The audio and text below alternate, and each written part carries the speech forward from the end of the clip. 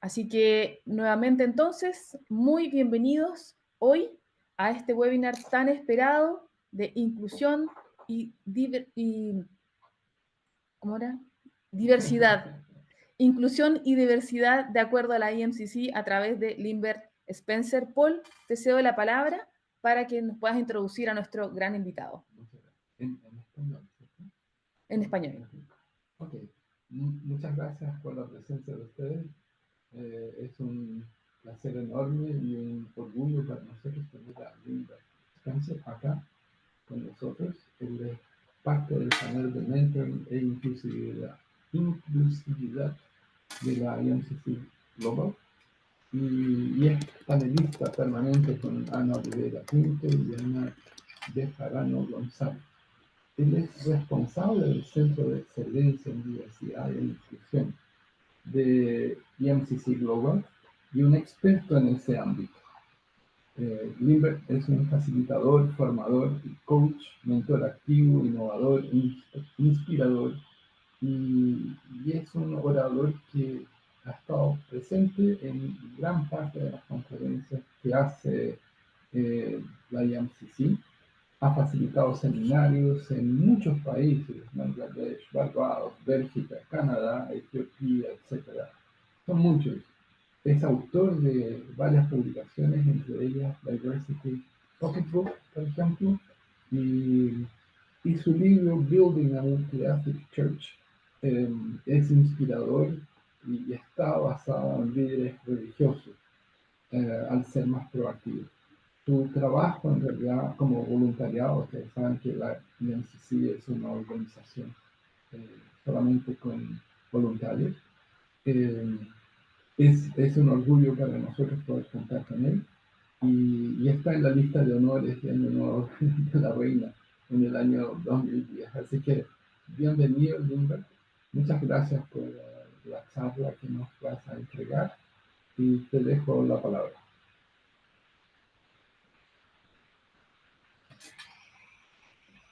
Wow. Thank you, Paul. I think I'll have to shorten that introduction.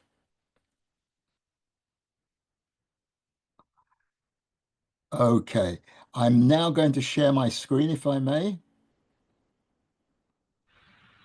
Of course, sure, go ahead. So the context for our conversation is really about the EMCC's purpose in developing, promoting, and setting the expectation of best practice in mentoring, coaching, and supervision globally for the benefit of society. So this whole focus is entirely with that in mind.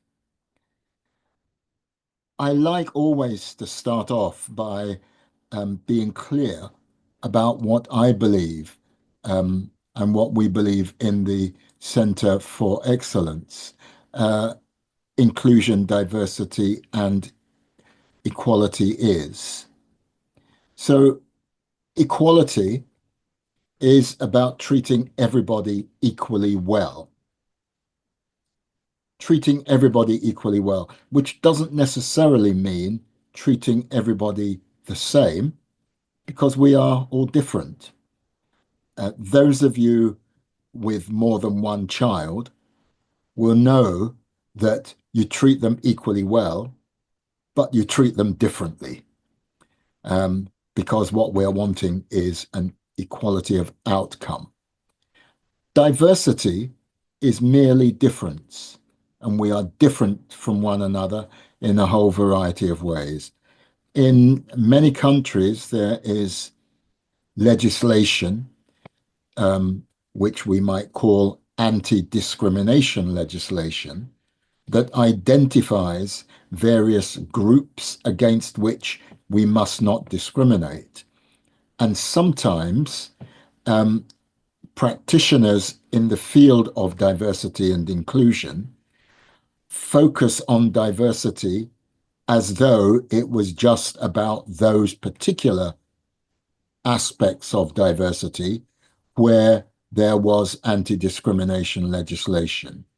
but we would argue that diversity is just about difference, whether there's anti-discrimination legislation or not.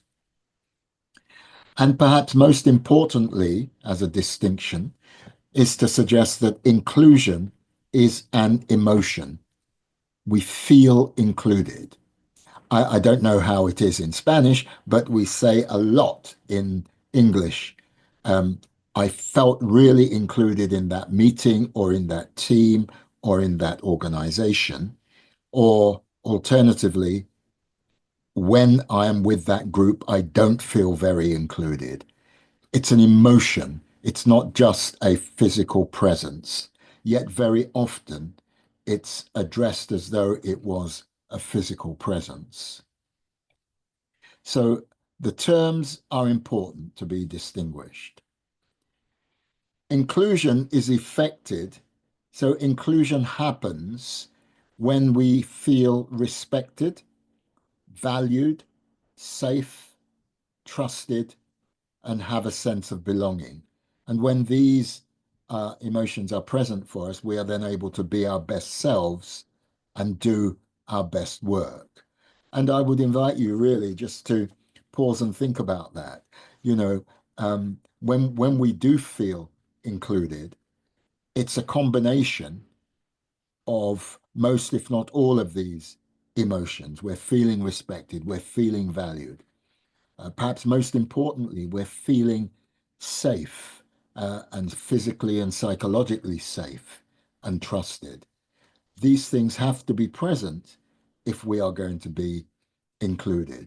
So for any coach or supervisor or mentor working with an individual, I'd suggest that one of the key things that we have to be looking to establish is a sense of inclusion in that coachee or mentee, that they are feeling in that environment with us, safe, respected, valued, and trusted. And when we're coaching managers or mentoring managers, one of the challenges I think that we as coaches or supervisors or mentors could and should be making for them is asking them to what extent are they working in a way that enables their people to feel included, because that is often one of the key elements related to the performance of the organization or the team. There are different legislative constraints or challenges in different countries. I know the UK well, and I know that we have, for instance, 9 protected characteristics. And these are characteristics such as gender, race, nationality, marital status, disability, and so on. And there is legislation protecting people, all of us, against discrimination based on any of those things. So I could not, if in my business, discriminate against a white man because I wanted to employ a black man, and that white man could actually take legal action against me. And I put it that way round because very often we think about race or nationality discrimination where it is, quotes, the white man who is the perpetrator. But it doesn't really matter who is being discriminated against on the grounds of race or nationality or ethnicity. They can take action. So that's the legislative bit. However, we have culture, the way we do things around here in all of our countries or regions, and sometimes the culture of the country or the organization is one that either supports or challenges the legislative framework. So it may well be that we're working in a culture where legislation is far less important because nobody within that culture would be seeking or working in a way that would be discriminatory, because culturally it is not part of how that group, that team, that country operates when it comes to that aspect of diversity. Culture also comes into play when we are looking to try and collect information or data.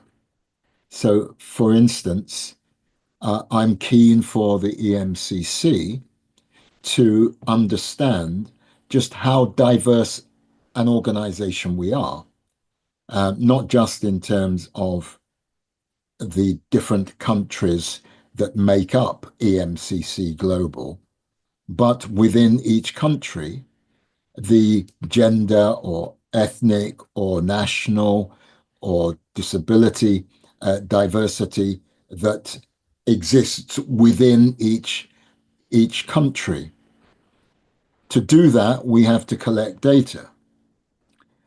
Now, in some jurisdictions, there is legislation that would make that difficult to ask questions about nationality, for instance, or about ethnicity, or about sexual orientation. So there might be legislative barriers for EMCC Global getting a full picture of diversity.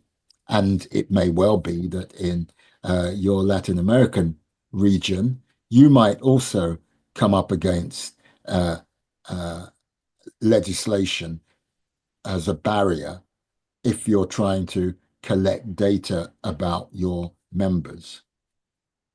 But the legislation is not the only barrier or enabler. Sometimes it isn't so much about it not being lawful to collect data, but it being seen as culturally unacceptable for people to want to share.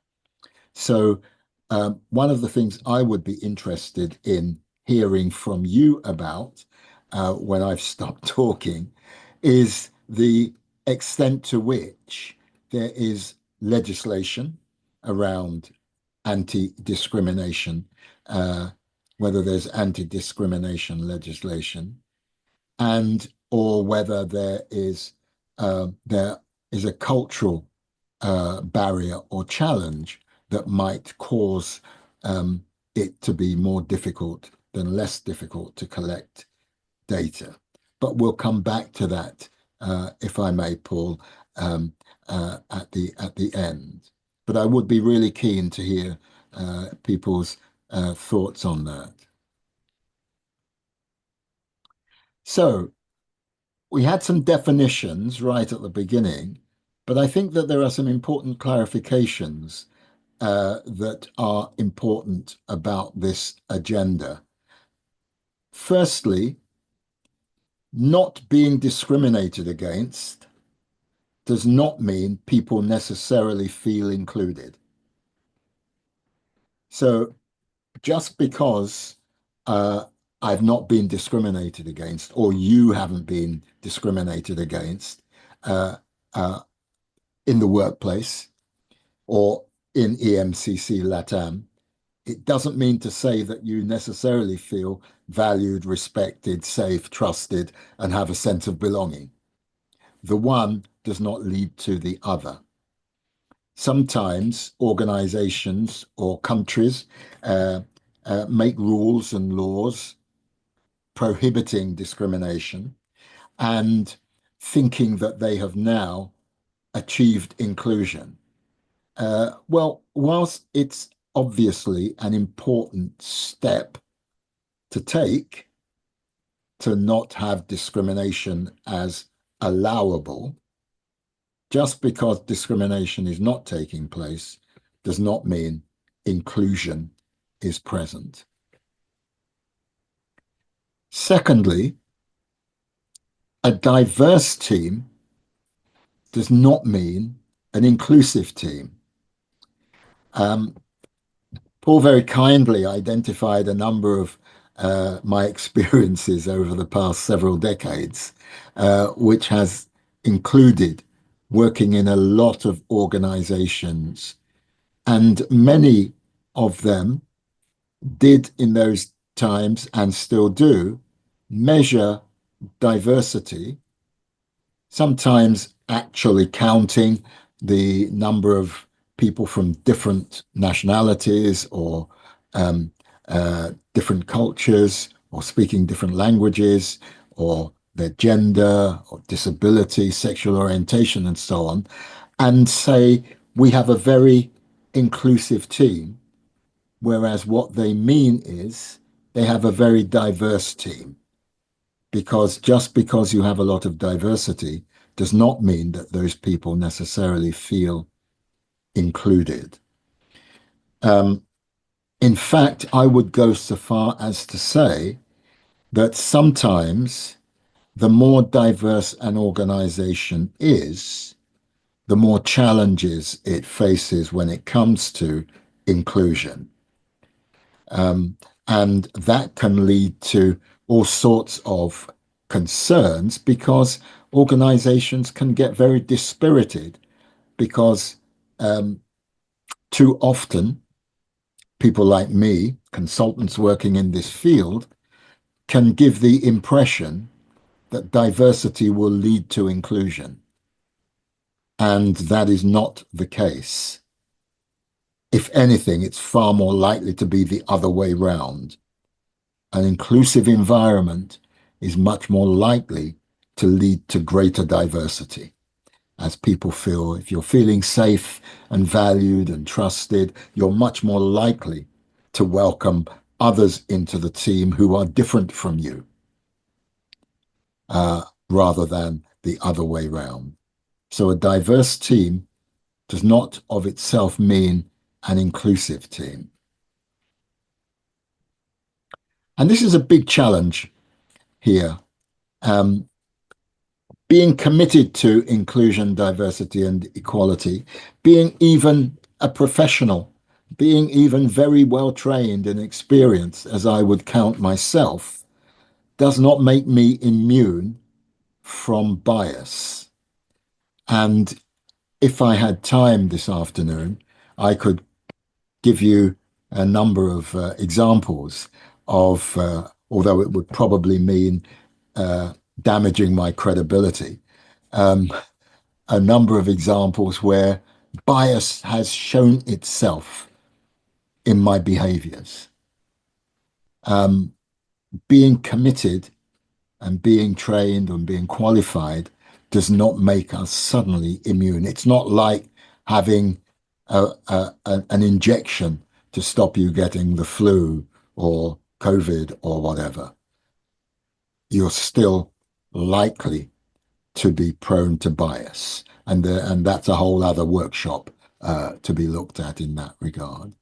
But these are clarifications that I think are sometimes very key when it comes to this agenda.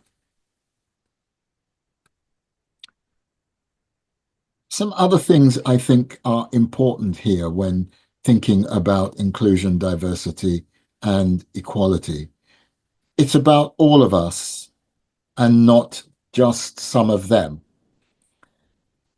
Very often in organizations, and perhaps even with coaches, mentors, and supervisors, we can think about this agenda, this work, as though it's about minorities. It is not about minorities. It obviously impacts minorities, but it's about all of us. And I well remember a situation where working in a workshop when, if you like, the penny suddenly dropped. Is that a metaphor that translates? You know, people suddenly got the idea and understood because there were a group of people. This was a senior group of men in banking, all of whom had been to university, many of whom had been to top universities in the UK or Europe. And one of them suddenly said, gosh, this means I don't have to be like all of my other colleagues, because they were released from that sense of feeling that somehow, because they were well educated, qualified, they wore the grey pinstripe suit and the tie and the bowler hat. Do you remember those days, Paul? They needed all to be the same, and it's about all of us, and that demonstrating or being free to be ourselves is probably one of the most important elements of this work, and something which we as coaches and mentors are often trying to encourage people to be. But sometimes the environment in which they are working doesn't always allow that, because managers and leaders don't understand always about the need to manage inclusion if you are to get value from diversity that people bring. The key other idea, I think, is that this is about everything we do and not another thing to do. I've experienced lots of situations with organizations where people have felt that this is yet another thing that they've got to do, and yet another project, yet another program that they've got to put in place. But it's about everything we do. It's about how we recruit. In fact, it's about how we advertise for recruitment. It's about what our websites look like. It's about how the people that we might supervise or coach or mentor. It's about how they manage their people, how they give feedback, how they promote, how they task their people, how they engage with their stakeholders. It's about everything we do, not another thing to do. And I think that itself becomes a real key thing. So everything we do, not another thing to do. Coming back to the EMCC, and on this screen you've got the link to the actual statement on EMCC's website. The mission of the Inclusion, Diversity and Equality Centre for Excellence is threefold: to demystify the inclusion, diversity and equality agenda. And I hope that we've begun to do that by just identifying and sharing some simple, but hopefully not simplistic definitions when it comes to what is meant by these terms. Inclusion is an emotion. Diversity is difference. Equality is treating everybody equally well. We are also wanting to help the EMCC family to become even more inclusive and diverse. How can we be more effective at ensuring at two levels? Firstly, that EMCC LATAM, as well as EMCC NOBCO, who I was speaking to 2 days ago, feels more a part of and feels more included in the EMCC Global. So at that level. But also, what can we do at the Centre for Excellence to help EMCC LATAM have all of its members feeling more included in the work of EMCC LATAM, and even to increase the diversity of EMCC LATAM? So, we're here to help in that regard, and also to support individual and corporate members and accredited trainers and providers when it comes to what it might look like is if you're coaching. What might it look like to actually see your coachee or your mentee or the coach that you're supervising through the lens of inclusion, such that you are much more able, if you like, to challenge. So this is a very busy slide, but you're going to have all of these, I think, afterwards.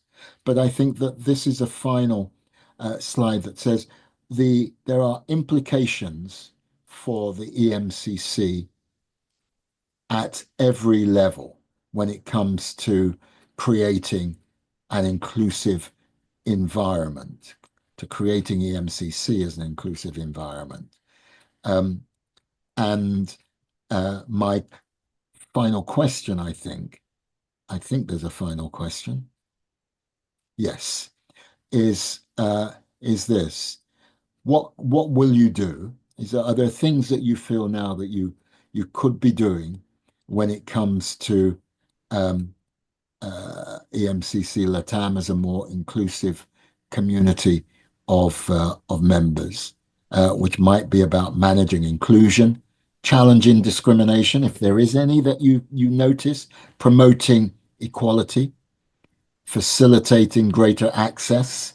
I know that in the UK, one of the things that we are keen to try and get better at is how do we facilitate access for those people who don't feel that they can take part in our programs, or don't feel they can join, or don't feel they can become coaches or whatever. And how can we help? So I'd really want to stop the presentation as such now and really get into much more of a conversation and question and answer for hopefully the next 20 minutes or so that we give more time to that. I don't know whether that works well for you, Paul, Marisol? Yes. Sí, muy bien. Okay.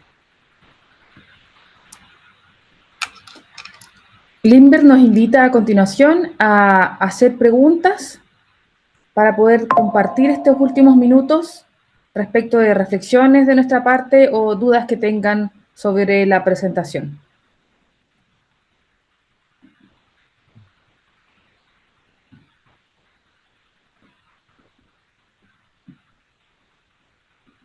Yo tengo algunas preguntas que me llegaron desde las redes, como está siendo transmitido. Un poco. Déjame verlo.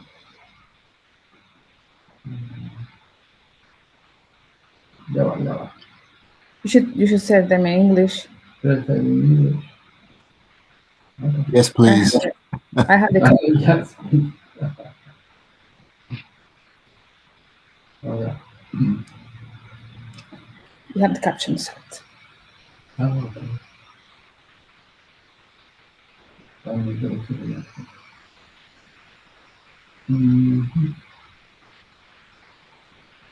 First question is, how can you know that you have your own bias? It's your own bias. How can you detect that you have that? This is the first question. Let me just check that. Is this question about how can we become more aware of our biases?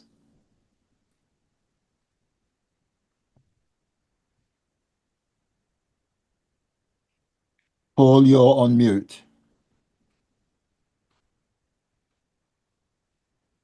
Audio. You have to speak louder. No, because I'm recording. Yeah, let me.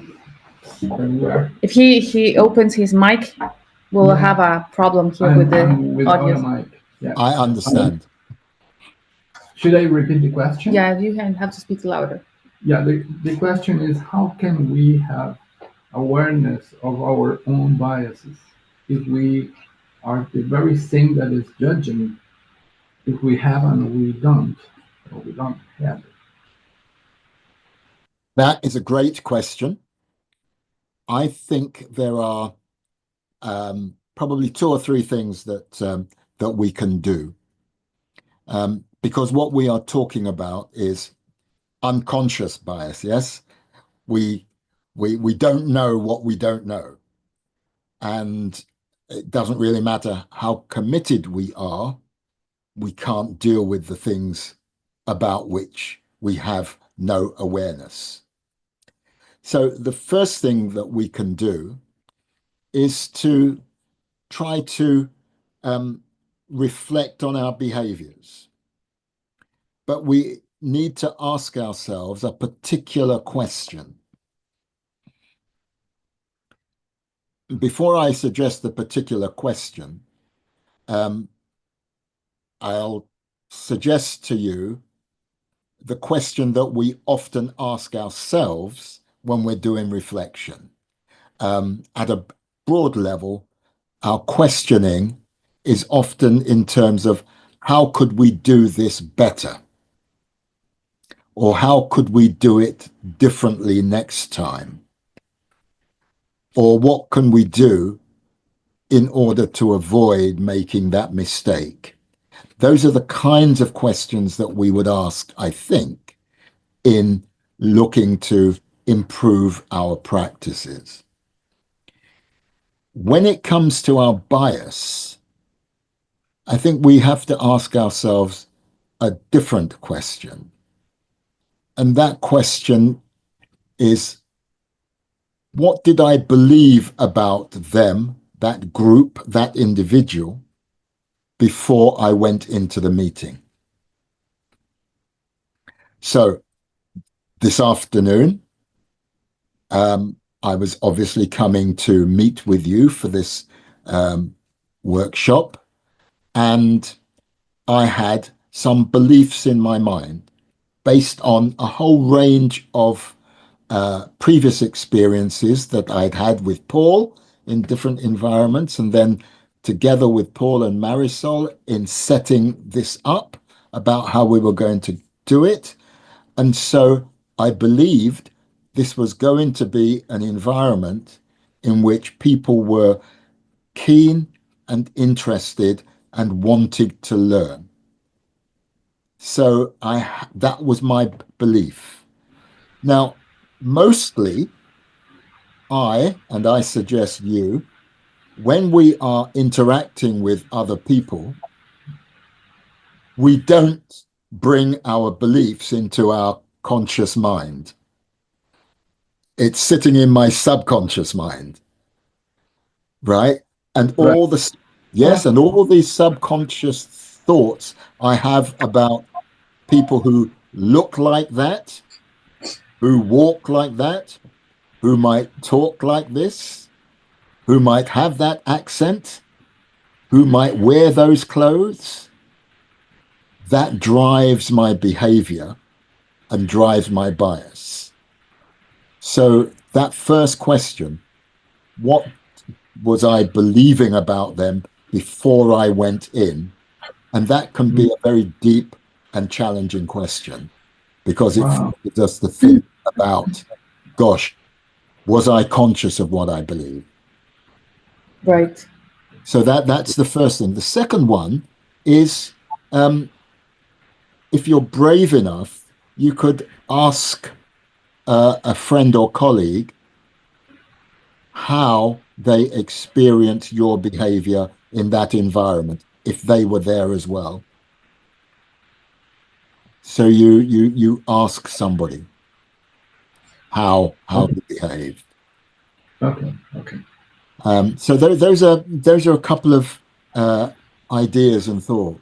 And then the third one, of course, is if you had feedback from the individual about your behavior being biased in any way, is to not to defend yourself based on your commitment, but ask for more information about their perception of your behavior.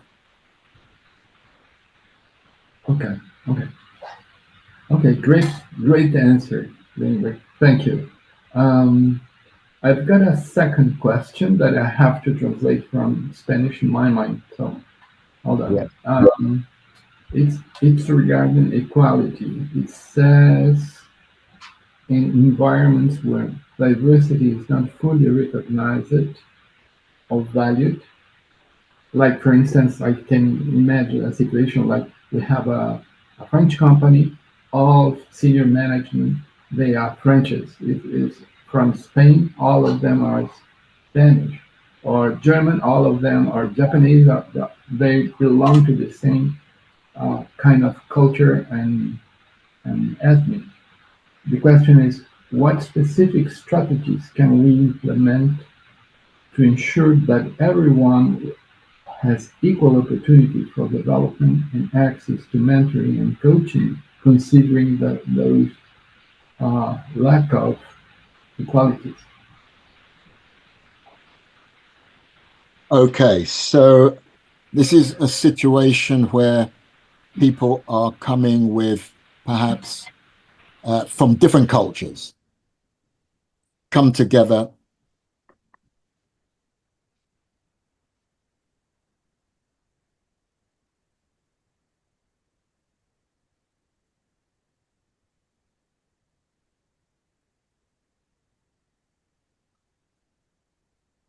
Okay, this we've...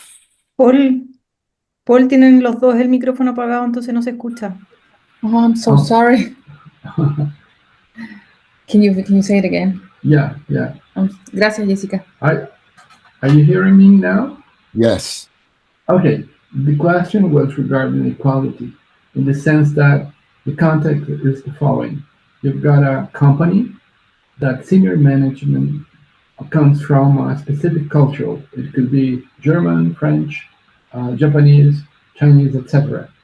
And all of them are belonging to this very same culture. So in this kind of environments where diversity is not fully recognized or valued, what specific strategies can we implement or deploy to ensure that everyone has equal opportunities for development and access to, as well, to mentoring, to coaching, etc.?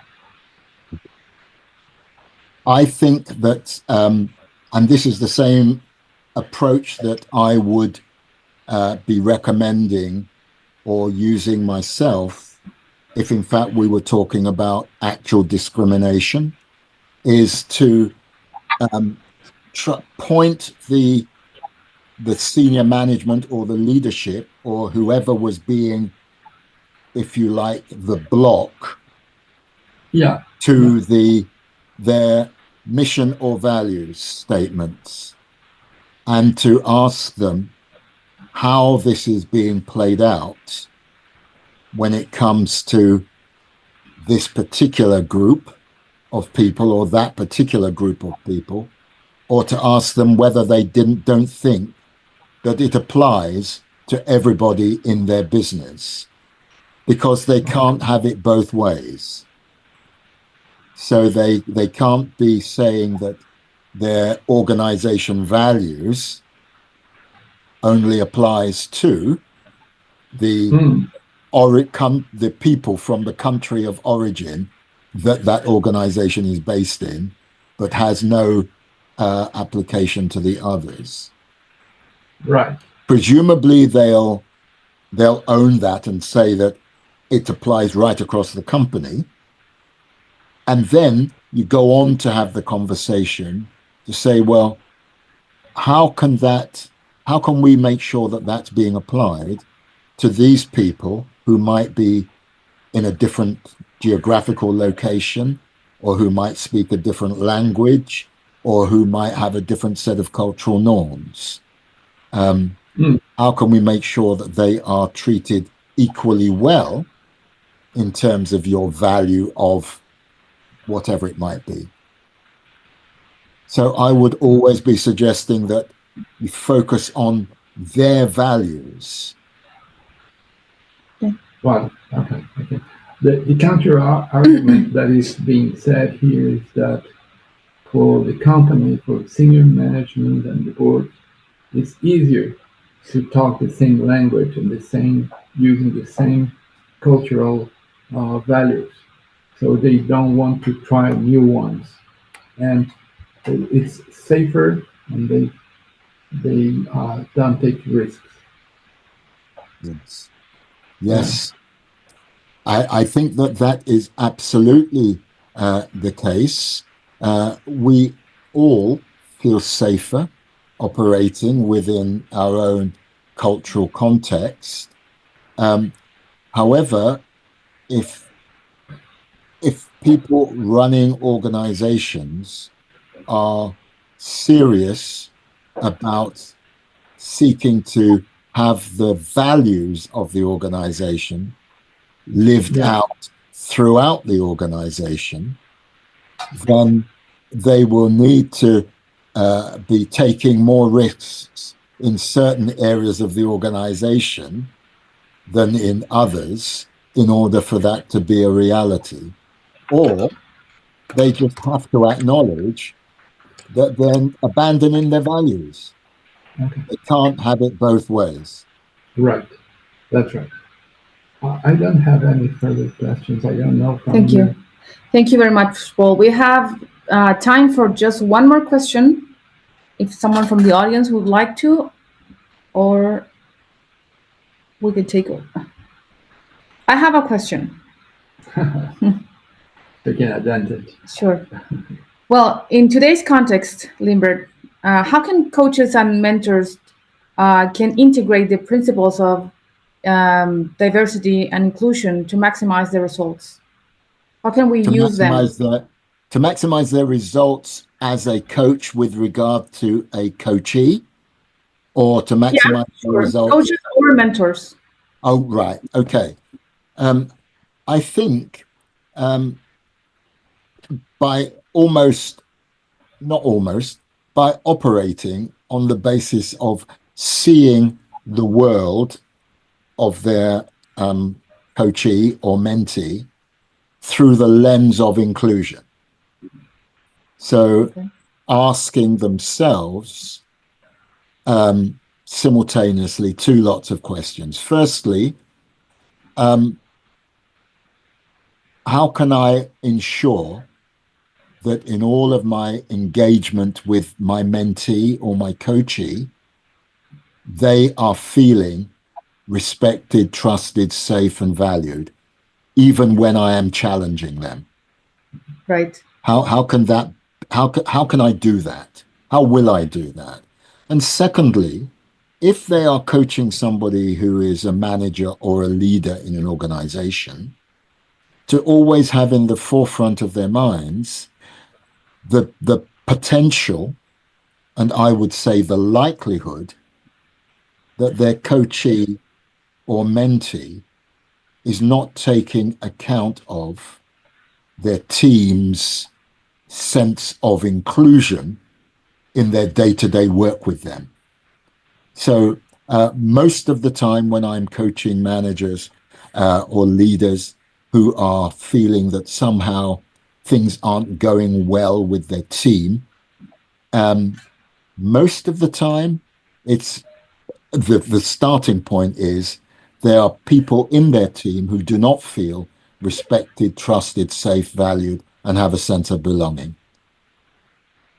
And that is an area that is grossly underexplored when we are coaching, mentoring, and I believe could reap very, very positive rewards.